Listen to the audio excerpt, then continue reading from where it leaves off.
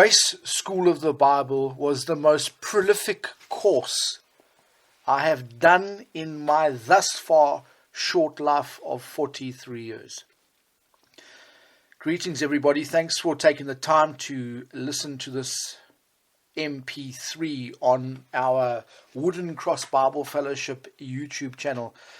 My name is Karl Coates, and this is more of a testimonial than a message or a teaching. And when I was preparing for this, I thought about my purpose statement. What am I doing with it? Am I going to spend time? Am I going to inform? Am I going to persuade, or am I going to motivate my listener? And I think this testimony will be more in the way of personal testimony and informing. There might be a mixture of motivation in there. I can't really pinpoint it, but so that's a little bit about the purpose statement. And then the good old cold soap method that we learned in G.S.B. That also comes into play. Like, who's my audience? Will they understand how I'm speaking? The jargon that I use coming from the part of the world I come from. So there's all these little things that that I use when I'm prepping messages that I thought I'd bring up in this. There are going to be 5 bullet points that I'm going to be working off in our short time together today. I'll just quickly read them off to you so you have an idea. Number 1, why am I doing this message? Why am I making it? Number 2, we're going to look into how did I find G.S.B. I think that's going to be very interesting for a lot of you. Maybe not, but I think it will. Number 3, I want to look at what did we study at Grace School of the Bible. Now that is really important, and that's we'll look at that.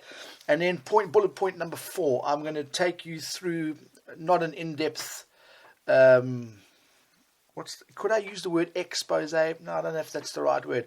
I'm not going to take you. It won't be a detailed itinerary of my life going through Grace School of the Bible, but I've just titled it "The Journey Through School" through GSB. That's really interesting. And then a bullet point number 5 is kind of where I think a lot of you would be more interested in, is the Post G.S.B. life of a minister, a bishop, an elder, a pastor. And I just want to share my thoughts. Now, the title of this message is Post G.S.B., GSB being Grace School of the Bible, some thoughts from across the pond. So these are just my thoughts, being a GSB graduate, these are my thoughts, and I said they're from across the pond. Some of you might go, well, where on earth do you live, Karl? Well, I live in a city, well, it's actually a big town, really. It's not really a city, called Trondheim in Norway. That's midway up the Norwegian country, and that's where I'm based. So from across the pond. Now, what's the significance here? I said from across the pond because GSB, the as we know, the president of Grace School of the Bible, Brother Richard Jordan, he's based in Chicago. So for me, that's across the pond. And ministry here in Scandinavia, the Word of God is the same, sure. But ministry, the way we do things, it's the same template from Paul. But I'm living in Scandinavia, not America, not Chicago. So there will be cultural differences for sure. So, bullet point number 1, why am I doing this message? Well, being a post-grad of Grace School of the Bible, I've thought about this for a long while. And it's more to encourage students that have just started, like GSB 101. Possibly you're in year 2, possibly you're in year 3, and just about to do your final exam, wherever you might be in that process. Now, it's meant to take 3 years. I remember the letter I got from Richard. For me, it took 3.5 years. For some folks, I think the one brother, I think it was Greg Reese. I think he did it. But it took a lot longer than 3 years. And then you got Sean Brasso. I remember being in Chicago in 2018, was it 17 or 18? It was one of the two years that I was there. at the Students Training for Service conference. Sean did his in a couple of months, and I thought to myself, wow, that's just amazing. I've got no idea how he did it, but he did. And anyway, so why am I doing it? It's to encourage students that are going through, and also for the postgrad guys and ladies too, that have gone through GSB. You could listen to me and go, wow, I used to be where Karl is, just coming out of Grace School of the Bible, and what he's experiencing. I've been there. And then maybe you can put a message down in the comments below, and we can chat about it. I'd love to. So, and also reason for doing this message. I don't know if it fits under this first bullet point, but I wrote it in my outline here anyway. Is the issue of for me, I come out of a charismatic background. I was a Pentecostal, a brain dead Pentecostal. I'll admit that, and I didn't find right division on my own. I didn't pick up a Bible and start reading from Genesis through to Revelation and go, oh, look at that. There's the Apostle Paul. Oh, look at this. No, it didn't happen like that for me. I needed someone to show me. And that's, I needed that. So if you're listening to this message and you're one of those guys that, like I know a few of the brethren said, they don't listen to anybody. I found right division on my own. If you're one of those guys, I'll tell you what, I would love to be like that, but I'm not. So I don't know why I bring up that point. I put it under this first bullet heading here, but anyway. Now, here, moving on to bullet point number 2. How did I find GSB? This is an interesting one. You know what? It's quite detailed, but I'm going to try to just skim over the mountaintops here. I found GSB by chance. Bit of background. In 2008, I'd done a trip to Egypt, Israel, and Jordan with a guy by the name of a Christian author by the name of John Haupt, who was an elder at the charismatic outfit that I went to, called Restoration Rock Ministries. Now, that was in Margate in KwaZulu-Natal, South Africa, and the pastor there was Brian Evans. Sure, I haven't spoken to Brian in years. I wonder how he is. Anyway, I toured. That was in September, October of 2008. I flew to England. Before I flew back to South Africa, I went and visited my folks, and my dad took me and introduced me to a friend of his by the name of Robert Ower, a Welshman that was a grace believer. Pauline, mid-Acts chapter 9, right divider. Now, at the time, I had no idea that even existed, because I just didn't. And he gave me, or introduced me to, he probed me, but gently. He said, so Karl, you've just come back from Israel. And he listened, and I just couldn't shut up. I couldn't stop talking about Israel, this, Israel, that, spiritual Jew, this spiritual Jew, that, blah, blah, blah. And he just asked me about the Abrahamic covenant, and he left it there. And on the way out, he gave me... Now, you're probably asking, why the Abrahamic covenant? Well, that's an important covenant and the offshoots of that to understand. And he started from there with me. Anyway, as we walked out the door, he said, hey, Karl, take these CDs. He had burnt them off. He got them off the internet. There were 3 people that he mentioned and he gave me copies of, to the best of my memory. Now, in my testimony that's up on our YouTube channel, if I think about it now, I didn't mention this first brother that I'm going to mention now, because I've been thinking about this long and hard, and it's just, I thought, it's just resurfaced for me. The first guy, the CD that he gave me of, was a guy called E.C. Moore. The second bloke that he gave me material of was a guy called Richard Jordan. And the third brother, was a guy called John Verstegen. Now, I must be quite frank here. I loved E.C. Moore. Do you know why? Because he had, to me anyway, maybe not for you, but to me, he had quite an aggressive style. I loved that. He worked for me. Okay, now where I am now, I disagree with with his position. But at the time, I didn't know any better. But he helped me to grasp some things early on. The second guy was Richard Jordan, and I didn't like Richard Jordan. I'll just say it out straight. I thought, who's this cowboy? I didn't like him. Turns out he's the guy that I love and respect probably the most out of everybody. If I were to have a favorite, a guy that I can listen to anytime, anywhere. You know, once you spend 3.5 years with Richard Jordan, not every day, but just about every day, he grows on you, and I've come to love the brother. And, you know, I chuckled to myself how I used to think of him, eh? And then the third guy was John Verstegen. Now, out of all three of those brothers, John Verstegen, to me at the time, and still is a wonderful teacher, very knowledgeable. He was easy to listen to, and I would say John was mainly, he was the pivotal point for me. But let me push the story forward.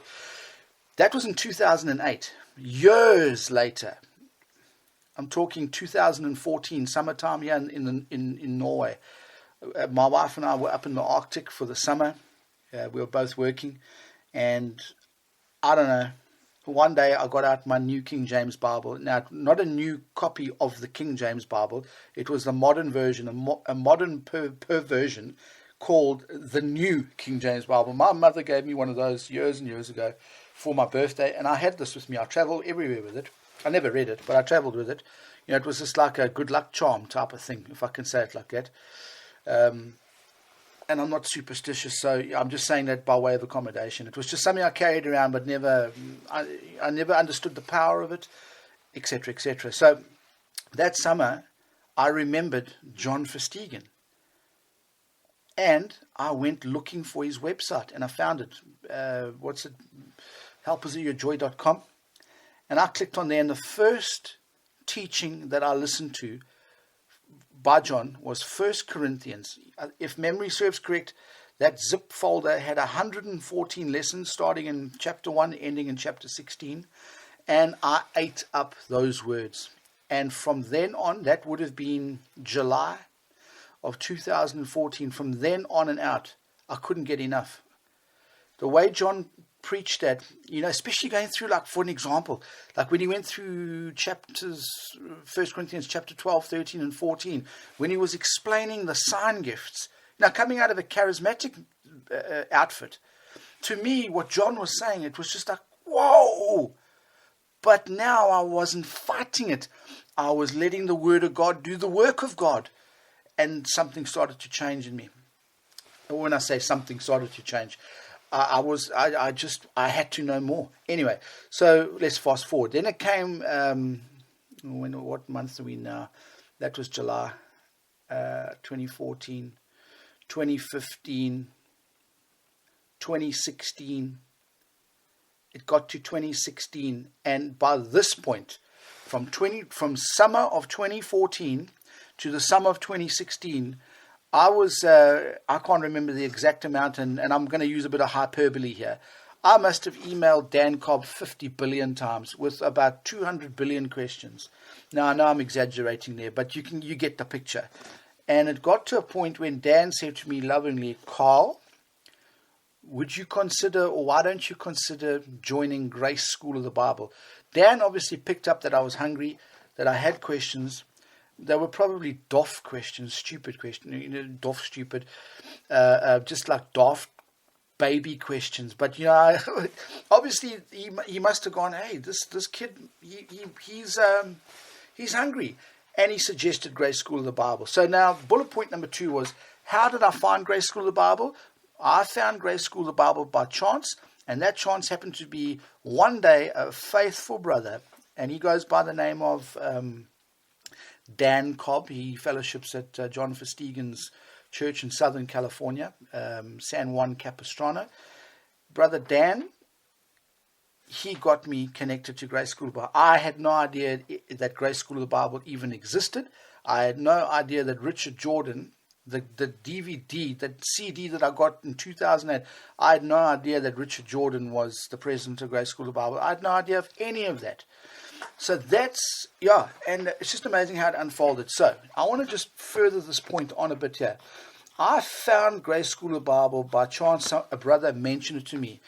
It's not like I went and said, okay, there's 5 or 6 different grace outfits that I can go to, and off the top of my head. And look, if I butcher this and get this all wrong, and if you're a part of one of those schools, please forgive me. I don't mean any harm or any damage here, but if it's not like I sat down and went, okay, there's Michael McDaniel, his outfit down in Texas. There's the Berean Bible Society. There's I mean, gentle listener, you would probably off the top of your head know a whole bunch of different ones that I can't even think of now. So it's not like I sat down and went, eeny, meeny, miny, mo, okay, I'll take that one. It wasn't like that. I got introduced to Grace School of the Bible, and I said to my wife, I said, Linnea, what do you think, doll? She just gave me I should do this. She tuned me one time, bro. So I did it. So that's how GSB came about for me. Okay. When we get down to bullet point number 5, I'll elaborate a little bit more about Post G.S.B, some of the issues that have come up. But anyway, I want to move on now to bullet point number 3 in this testimonial style message. You know, if I think back to go down a rabbit hole quickly before I get into point number 3, when I think of the preparation and delivery of sermons class and the different types of messages, I'm just trying to remember what they were. You could have a biography one, you could have a textual one, you could have a textual one, you could have a testimonial one, you could have I'm just trying to remember, or I can't remember them all off the top of my head now, but there's different styles of messages that you can do. Now, if you're a student of Grace School of the Bible, you'd probably go, oh, Carl, you've forgotten all that, you know, and I have. Truth, Bob. I have to go through my notes again. Anyway, so in this testimonial style, I just hope I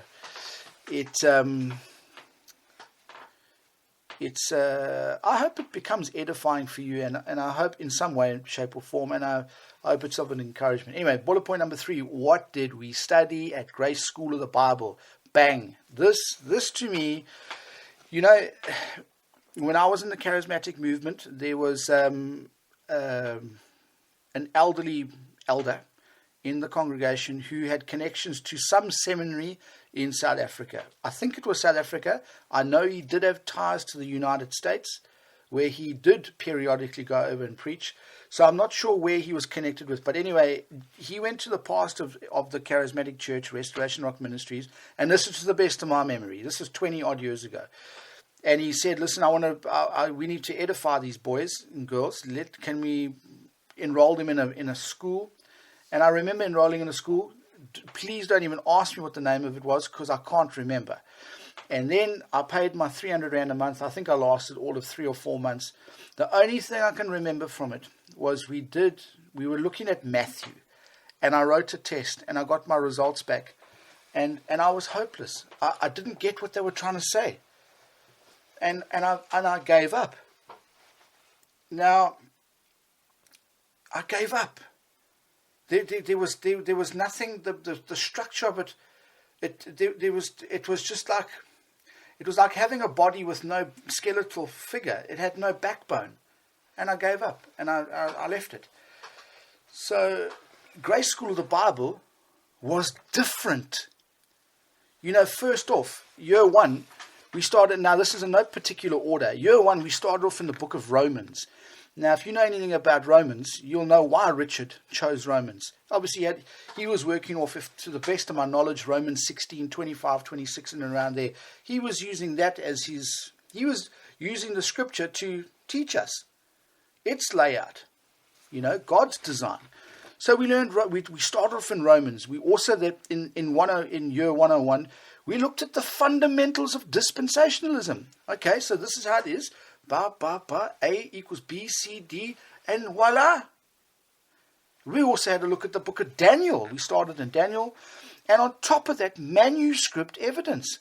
You know, I never started off with the King James Bible. I got John Verstegen in that year, or in those 114 lessons that I went through in 1 Corinthians. He was preaching out of it and teaching out of a King James Bible.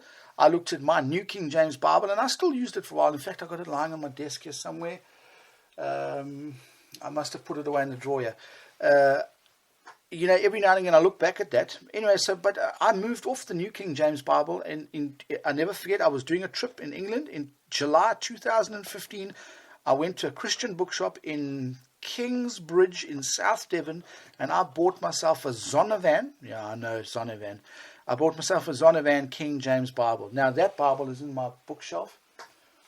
Now I'm looking for it, and I can't find it. Isn't that just wonderful, eh? Anyway, so I got my King James Bible. So there we are in Grace School of the Bible. Now I'm learning why it is that the King James Bible is my final authority.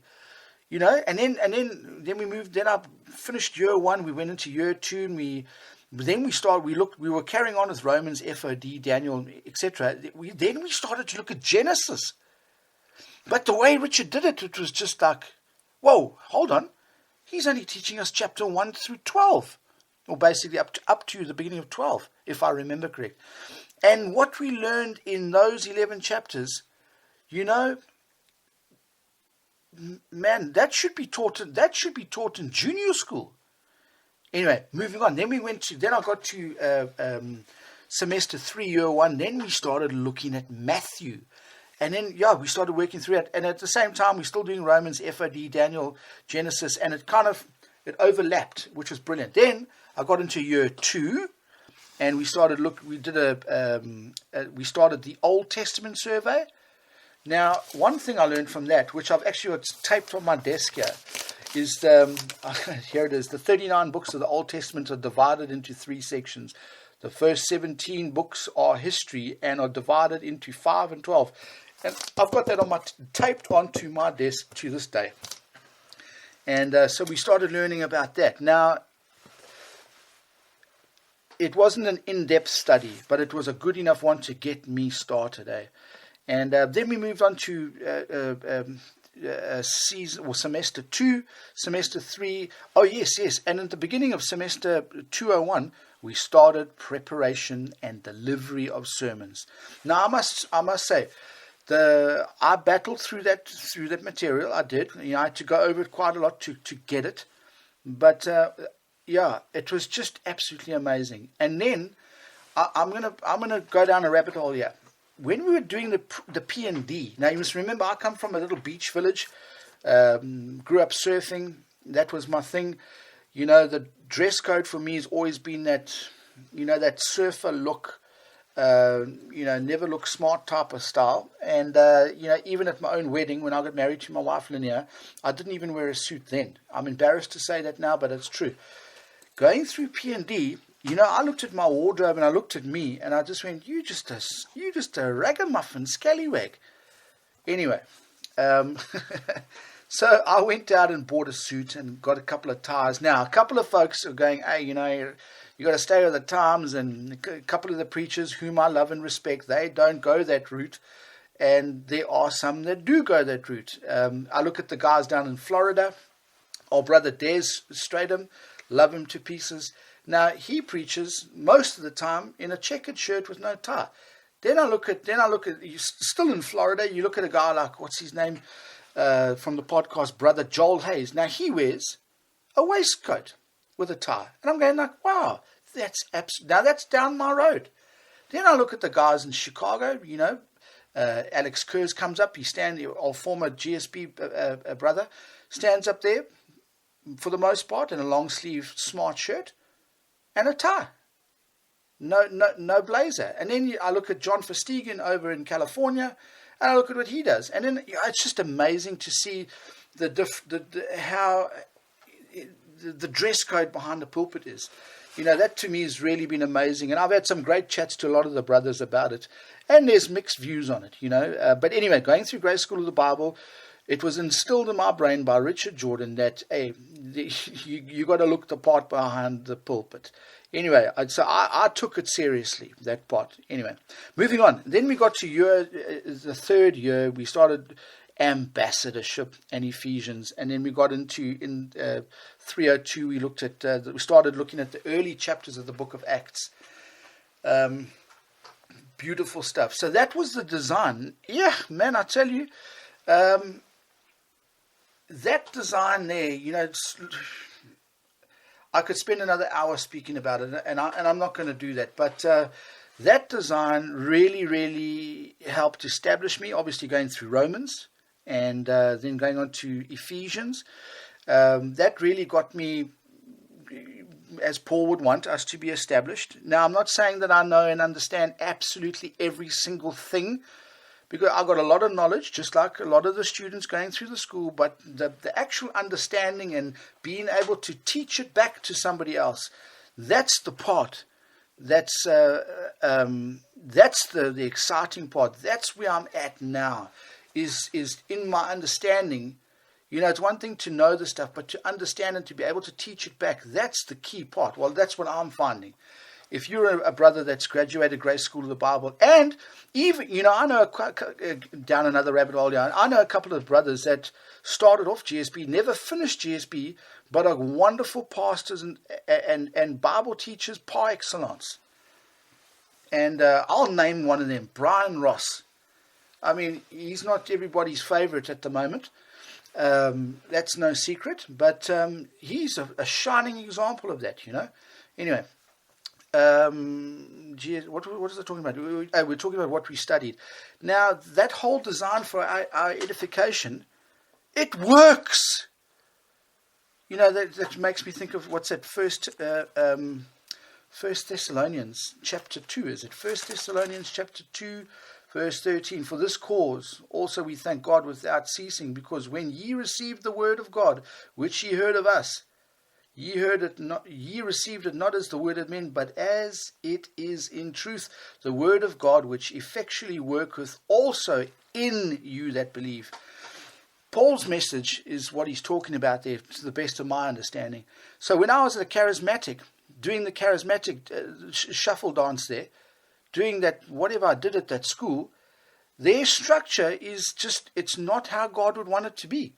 Now, I look back now and I'm so thankful to the Lord that I failed that and I didn't, and I bombed out of it. I really do. You know, I'm so thankful that I didn't go through that whole reform theology stroke, what's the other word? Covenant theology stroke, systematic theology, reform theology, stroke covenant theology, and all that mixed up mud. You know, I'm just so happy that I my existence in that was short lived, and at the time I was brain dead, unconscious. So I'm happy for that. Anyway, moving on. So you know, the design for edification, the way Richard Jordan went about it. Thank you, Lord. That's all I can say. I want to move on to bullet point number 4 now. Bullet point number 4, my journey through Grace School of the Bible. Now, this is a bit more light-hearted and a bit more fun.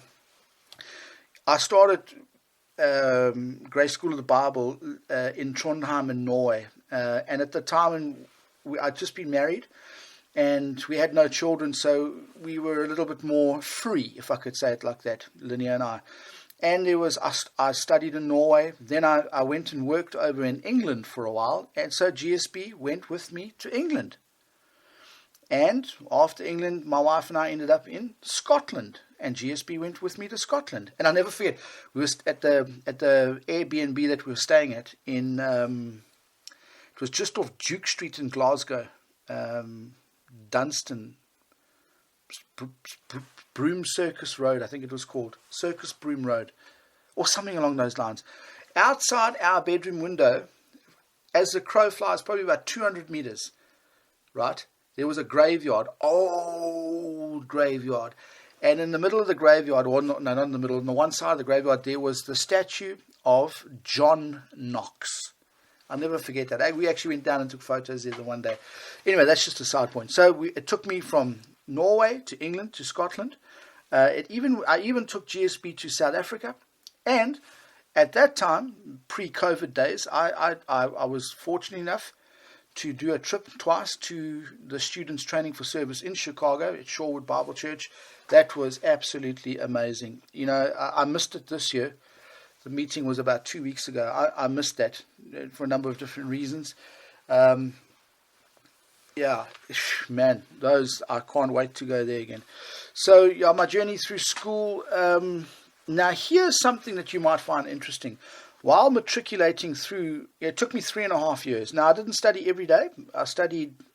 There were times where I was doubled down. There were times where I didn't go into GSB and open up the DVDs and watch for a week, maybe 2 weeks. There was a time when my first daughter was born where obviously I just didn't study for a few days. But on a whole, I was with Richard most every day.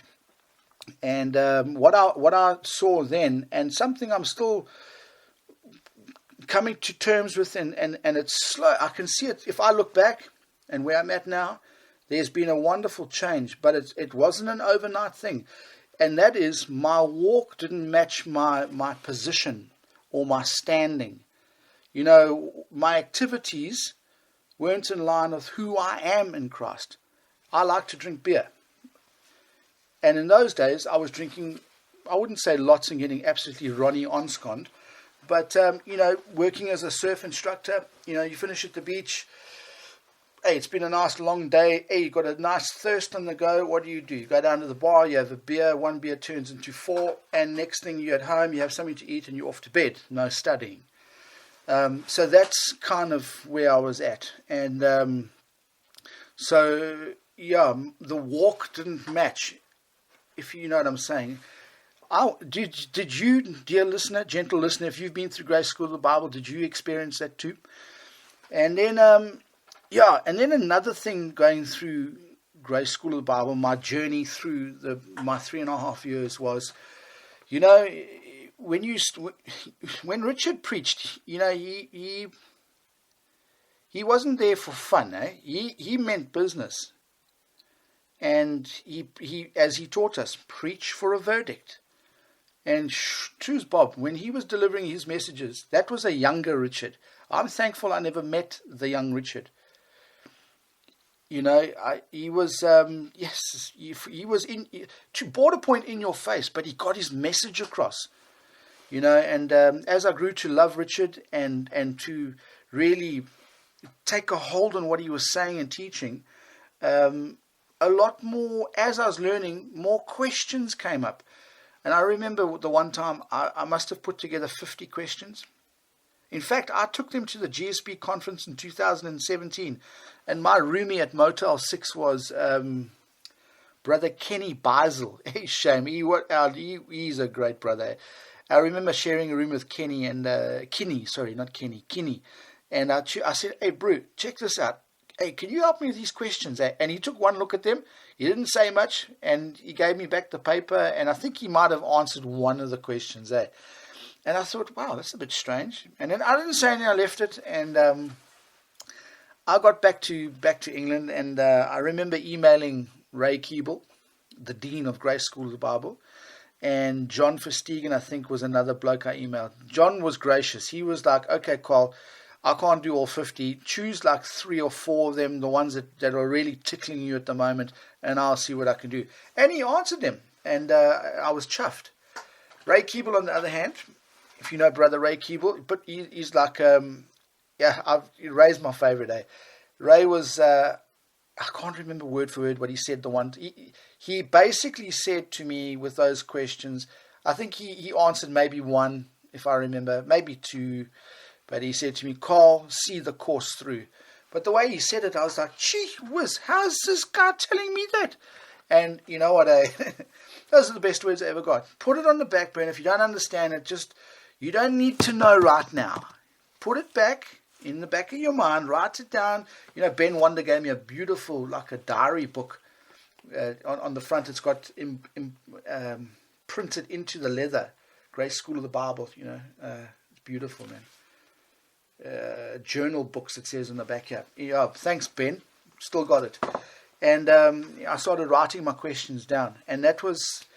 And then as I'm reading and studying now, these years later, some of these things have been answered for me. And obviously, as I've been growing in the Word of the Lord, I look back at some of those questions and I can answer them easily. But at the time, they bothered me, and I was pressing for answers. And our Ray was just straightforward. Listen, I wish I remember word for word what he said, but it was along the lines of, "Listen, buddy, just take it easy. Carry on through the course, pipe down, and you will find your answers by the time you get through." So I thought I'd bring that up because if you're a student going through Grace School of the Bible, there is no doubt in my mind that you've got questions too. And then through my journey through the school, I started to see what was actually going on in denominationalism, the denominational madness, if you can call it that. Obviously going through manuscript evidence and then looking at doctrinal statements of certain churches. For an example, my family and I, we did a trip to South Africa in 2019. We were in Port Elizabeth, South Africa. Then later on, we travelled up to KwaZulu-Natal.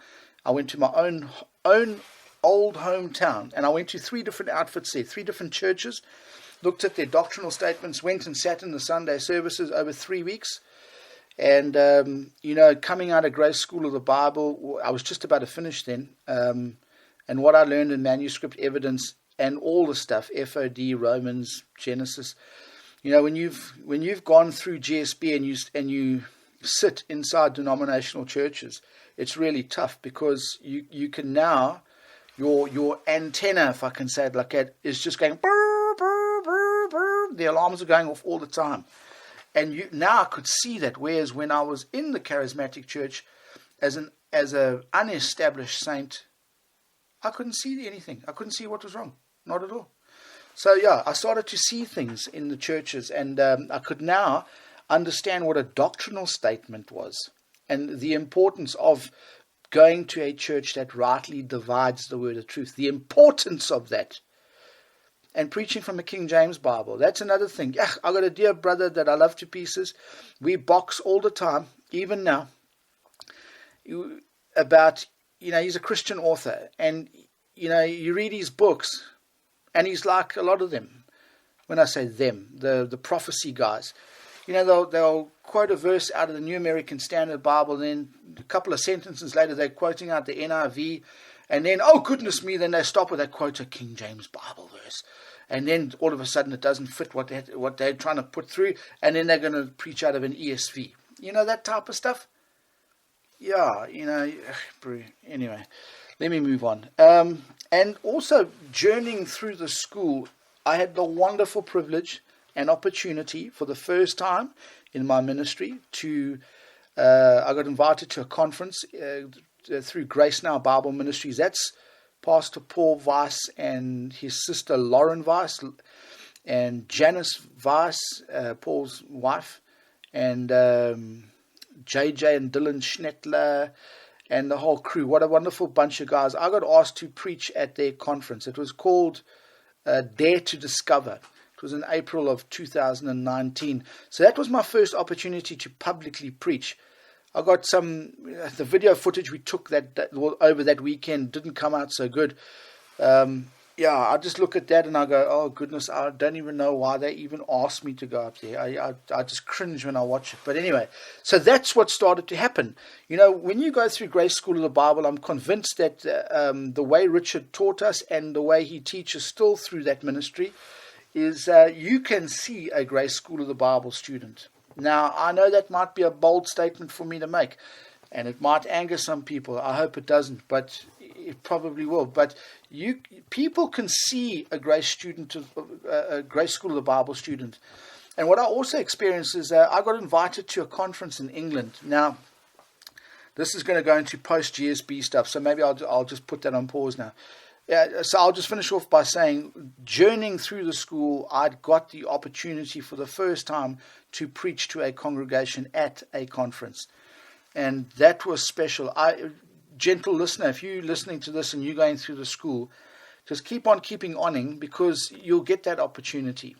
And it is wonderful. It's really nice to actually draw up your purpose statement, do your exegesis, get up in the pulpit, and you're going to soul sweat. When I say that's a joke between Greg Reese and myself.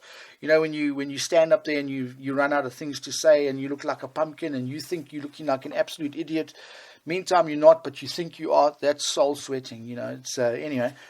And then and now PE2. Yes, some.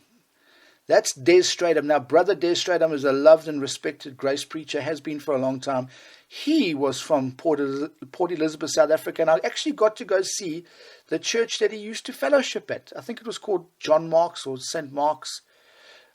Des, if you're listening to this, if I've got that wrong, I do apologize. But it was really wonderful to actually get to see where Brother Des came from. Isn't that amazing? But anyway, so now I'm going to move on to bullet point number 5, Post G.S.B, the ministry, the nitty-gritty, dirty ministry. When I say dirty, sometimes it's not so clean and nice and rosy of ministry. And I've only been in here all of about 10 minutes in ministry. So I'm a Johnny-come-lately. I've got lots to learn. I've only ever done one funeral. I haven't married anybody. I teach once a week. My congregation is my family, so I'm a newbie, but I have experienced and seen things in my short ministry, which kind of started right at the beginning, probably end of year 1 of GSB is when my ministry really started. And it was a snowball effect. Now I've written up a couple of points here under this, and I don't really know where to start, but I'll say this.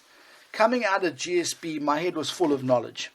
Okay, so what I found was happening to me was I've understood. Well, I had a knowledge and my understanding is getting deeper and deeper. But I had knowledge and a bit of understanding, especially like FOD, fundamentals of dispensationalism. Then the Bible issue, manuscript evidence. Once you've understood some things, and then you look at doctrinal statements like I did, and you visit churches, and you've got people that you love and respect and hold in high esteem, and you can see them stuck in those denominational places, but they're happily stuck. They don't know any different. They're happy to be there. And then you try and communicate what you've got in your mind to them. For me, my mother always used to say I was like a bull in a china shop. So I had some problems. I started to rub people up the wrong way. I was a stone in a shoe constantly. I got some folks that, they won't even talk to me anymore. And it's not a woe is me. I'm sure any Pauline right divider, grace believer, I think I heard Richard Jordan say the other day that J.C. O'Hare said, if you're not fighting, or if you don't have enemies, you're not in the ministry. It was something along those lines. And I believe that, because if you're preaching the message of grace as we ought to be, you're about as popular as a pork chop in a synagogue, and that's what happened. But anyway, so I came out of Grace School of the Bible charged. I thought, I'm going to take over the world. I'm going to start this ministry. Things are going to be booming, and I'm just going to change my whole neighborhood and change everything. Well, I couldn't have been further from the truth, because I came out, people don't want to know. I remember Mike Moriarty said something, and I wrote down his quote. I happened to turn on the podcast one day, that Grace Life podcast, and Brother Moriarty said something. It was so profound, I wrote it down. I've got my book here, and I'm just looking for his quote. And I probably won't find it because I'm looking for it. Or it's in my Bible. I think it's in my Bible. Give me one moment here. It's worth taking the time to find it. He quoted. Oh, come on, Peter! I need to find this. It's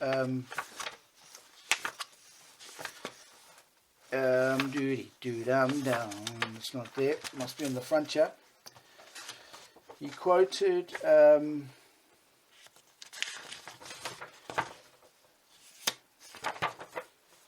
Anyway, I'll take a look for it now as we're talking. It was something along the lines of people won't let you teach them unless they know that you care for them. And I thought to myself, hang on, here I am. It took me a while to register this. Here I am trying to bash everybody on the head. Like I went to a home cell group here in Trondheim around that time I was graduating. Bunch of Norwegian guys and gals, and from a Pentecostal church. I sat down in their meeting, and people, they can hear that I'm not from here, so they get chatting to you, and they ask you all the questions, and then I basically almost took over the meeting, bashing them on the head, trying to tell them about right division, but not just a little piece of it. I tried to tell them everything I knew about anything about Paul and the dispensation of grace, and you know what? I basically got kicked out of that place, not physically. But I wasn't welcome to any more of the meetings. I tried to go, and I basically got blocked. And, I can understand why, Anyway, so the issue was, I'm walking in there trying to. I'm still looking for this Mike Moriarty quote here. Oh, here we go. Mike Moriarty. The 10th of June 2020. People won't care about what you know until they know you care about them. Mike Moriarty. That's a quote, direct quote from the podcast, and so true. At the time when I heard it, it was prolific. I wrote it down, but it didn't quite connect, and now it's connected. Goodness me. So I've had to change some things, and I'll take you to 1 Timothy. You know exactly where I'm going, and most of you would. 1 Timothy chapter 2. 1 Tim chapter 2 verse 4, read it in the context. I'm going to go from verse 4. Who will have all men to be saved, that's God, and saved, comma, and come unto the knowledge of the truth. So what I was busy doing after grace, in fact, during grace school and after grace school of the Bible, with all the people I love and respected, stuck in denominationalism, trying to bash them over the head, telling them that their Bible's not the right one. You know, Richard used to say, shed light, not heat. Well, my heater was on, full blast. And as much as I didn't want it to be, it was stuck there. It's like the little knobby broke off there. So that was the issue. And then I'm trying to tell them about Paul's message and that they got it all wrong. And, so I had to stop and think about this. Now, if you're a student of Grace School of the Bible matriculating through, this might help you. Going through the school, got all this head knowledge, coming out, trying to put the head knowledge out first. It doesn't work that way. I had to go, whoa, slow down. Talk to people, find out where they are, and most of the times you'll learn that they're not as established as what they make out to be, and not as established as you would think. Just because they've had their bum and their backside on a pew for 30 years at the church doesn't make them a mature saint. No, not at all. No, not at all. And that's the problem, is you start to look at people that are pew warmers, and you start to go, oh, that guy, he must know lots of things. But most of the time they don't. And I say that lovingly. So I had to go, instead of trying to bash them on the head with doctrine and correct their doctrine, I had to shift and listen to that verse. Are they saved first? And then you get saved first, then come unto the knowledge of the truth. So I had to go, let me find out if they're saved. Find out where they are spiritually. And what I found most of the time is most of the guys aren't saved. Now, that's also a bold statement to make. I've asked a number of people over since 2020, people that I love, hey, what are you trusting in for your salvation? Do you know that most of them cannot tell you that Jesus Christ died for their sins, was buried and rose again the third day? They don't get that. They'll take you all around the houses.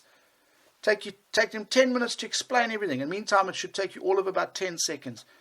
If you've got a lisp, it might take you 13 or 14 seconds. It's quick, it's easy, it's in and out. I was a sinner. Jesus, the Son of God, died for me on the cross. He shed his blood. He was buried. He rose again the third day. I trust that his blood paid for my sins, and I rest in that. That's all you got to, and that's it. I mean, how long did that take? So I've worked out that a lot of folks might not be saved, and they get very aggressive for the most part when you ask them that, especially the boys that have been in the church for a long time, the elders of the charismatic outfits. I know from experience because I've asked them. And then what happens is, so you find out where they are. Once you know that they're saved, then you work from there. Then you can start to, hey, let's talk a little bit about Romans. Let's get the basics down. So I've had to really stop and think and learn to get it the right way around. Now, if I walked into let's just say I walked into Shorewood Bible Church. For the most part, you don't know for sure everybody, but for the most part, those are mature saints. They like the Ephesian saints. You know what I mean? You can walk in there; they're all established, and they all know what's going on. So that's a little bit of a different story. Then you can start off in the meat doctrine, but for the most part, with the other guys, you can't. And I've had to learn that. Another point that I found in my Post G.S.B. days is, when Richard was going through the school in the 80s and finished up, now he's sitting here in 2022. even during, when I started Grace School of the Bible 2016, for an example, in Daniel, when we went through the school, there was, now if you're going through the school, you'd understand this. You got Daniel, Nebuchadnezzar's dream, that man that he had in the dream, head of gold, and so on and so forth, down to the 10 toes. When I wrote the test, and Michael Taylor graded my test, he said, Karl, yes, that is what you learned, but we've come to further light. This is how it is now.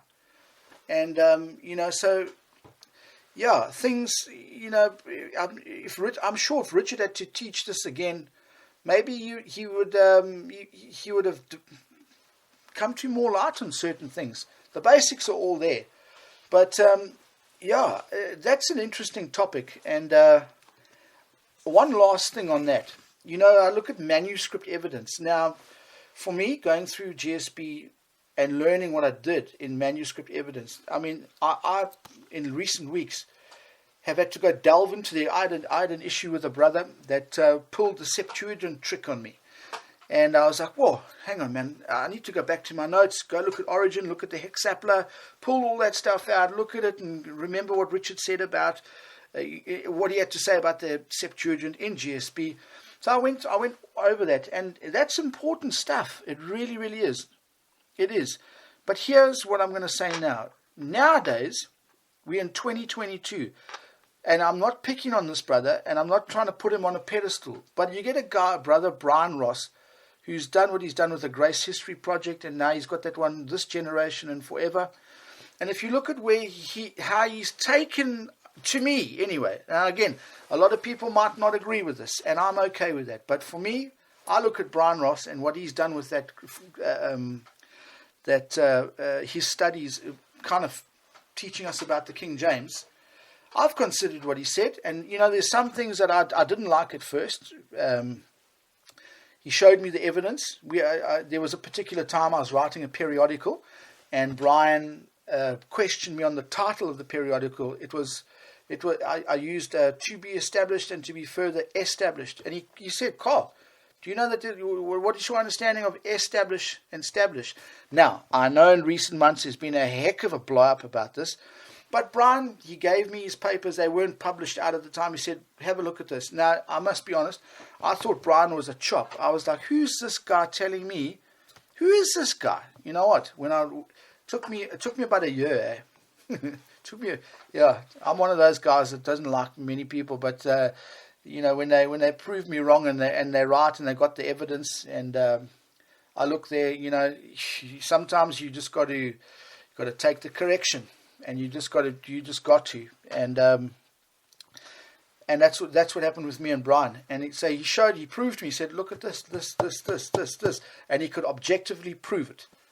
Now there's a couple of people in our time now that don't like that.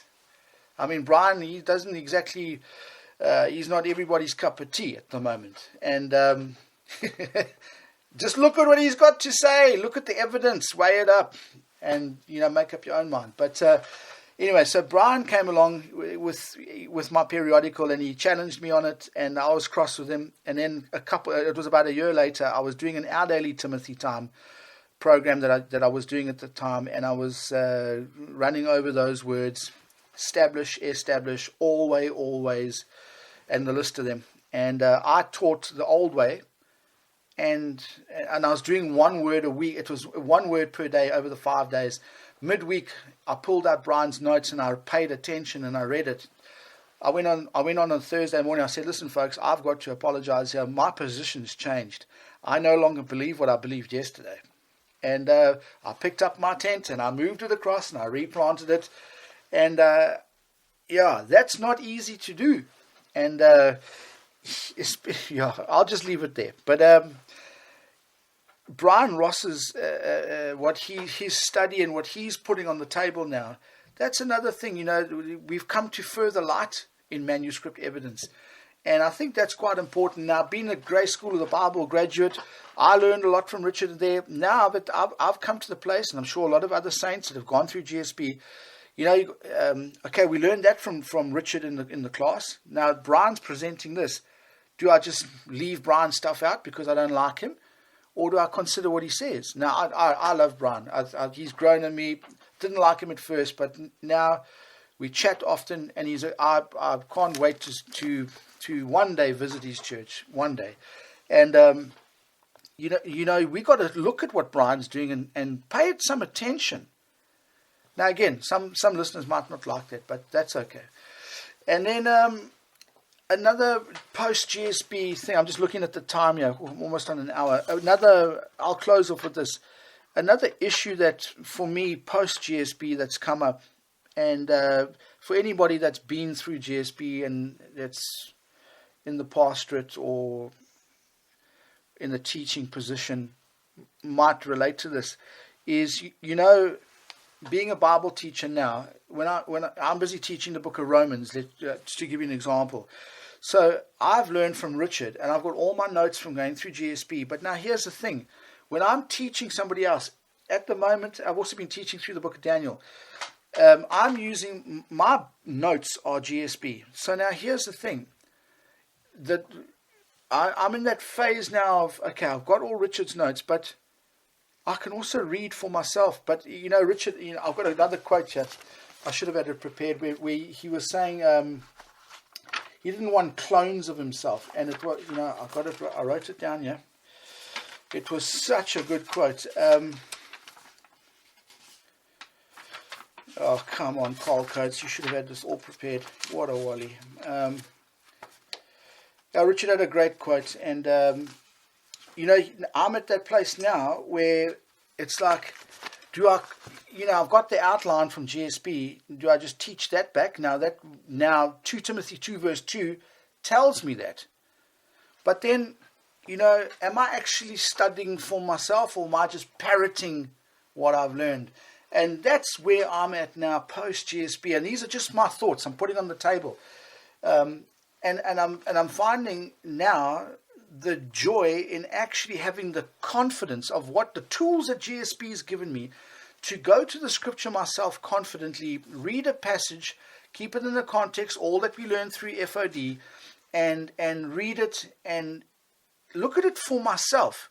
And the beauty of it is, I look at a guy like, I've been listening to Alex Kurz, who is a former GSB grad, teaching through the book of Corinthians, 1 Corinthians. Now, how he's taught it now, and how John Verstegen taught it whenever he did. I mean, I listened to John's one in 2014. They were both absolutely brilliant, both on the same train tracks, but just the way they expounded certain verses and words and this and that. It's two different teachers, same teaching, but it's just so different, but it's the same. Do you understand what I'm saying? And that's the part of the teaching ministry that I'm still wrapping my head around, and it's exciting, and it's exciting. Anyway, gentle listener, I trust that this short time together has been enjoyable. I trust that if you are a student of Grace School of the Bible at the moment, that this was helpful to you. If you're a post-grad, if I've made any sense, that's great. If I've made no sense at all, just leave a comment in the comment box below. I'd love to connect with you and chat to you. And all the Grace School of the Bible family that I do know, I thank you for your continued prayer and support of Wooden Cross Bible Fellowships, this ministry I've got here in Trondheim in Norway. I long to see you guys. I do. I long to, man. And to any saints that I can't mention everybody, but the folks that I'm in contact with, the guys in South Africa, the guys in America, the few folks down in Australia, it's when I see you online, it's awesome. And wouldn't it? I just love to meet you all and sit down, have a Bible study with you. But life is how it is. And that's not possible right now. We're all in such far out places. And perhaps one day. And there was a saying I learned from Debbie Keeble very, very early on. I said to her the one year, I said, I actually made the trip that particular year, but just before, and I wasn't sure. It was a kind of a 50-50, and she said, Carl, don't worry. We either see you here, there, or in the air. And I've never forgot that. That seems to be quite a popular saying within the grace movement. And it's quite true. But lastly, I just want to say this. The Grace School of the Bible folks, I just want to make a public thank you to Debbie Keeble, who always answered my calls and emails and made sure that my DVDs were posted out to me. And that's the beauty about Grace School of the Bible. You're not fixed to going to a classroom in a particular venue. Grace School of the Bible, you can take it on a little flash drive. I've got DVDs. You can take it anywhere in the world you want. And you can get it, that's the amazing thing. So to Debbie Keeble, thank you for always making sure that I got my stuff on time. To Ray Keeble he's the Dean of Grace School of the Bible. What a wonderful saint. Love him to death. Looking forward to seeing you again. Richard Jordan, Brother Richard, being a post-grad student, looking back at your life and what you've done in the ministry, thank you. Thank you for your faithfulness. And as you said, it's not your ministry's work in me will reflect in who I teach down the road. And I'm looking forward to that process. And it's happening now, but with time we'll see. Well, God will give the increase, as we know. It's been wonderful. Guys, if I've probably missed out a whole bunch of things. I'll probably walk away from this podcast, from making this MP3 for my YouTube channel. I'll probably walk away, go downstairs, make a cup of coffee.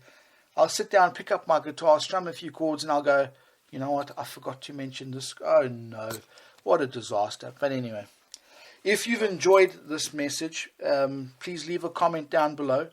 And if you haven't subscribed to this channel, and if you'd want to stay connected with this ministry, please subscribe and press the bell to stay connected. There's also a music ministry that I've got going on here. Not everybody's cup of tea, I understand. My singing is nothing short of ridiculous. But I do it unto the Lord. So to me, that's what counts. I'll close off in a word of prayer. And hopefully we'll see you somewhere sometime. Heavenly Father, thank you for this time to just share my thoughts on GSB. Being a graduate, I just want to say thank you for Richard Jordan's faithfulness to your word, to you, and the work that's been produced in and through Richard, and the staff that were always around him. Thank you, Lord. I just pray that any student that's listening into this message, that this might be of help to them, and to any postgrads listening to this. If it brings back memories of their early ministry life, and if they are willing to reach out and to share their experiences, Lord, thank you for that. Heavenly Father, I just want to lastly say thank you for your Son and his sacrifice on Calvary's cross for us. His shedding of his blood, dying, being buried, rising in the third day. And Lord, thank you that we trust in that finished work of Jesus Christ, and we rest in that, and we have heaven as a present possession. In Jesus' mighty name I pray. Amen. Gentle listeners, you have a fantastic time and day wherever you are. Amen.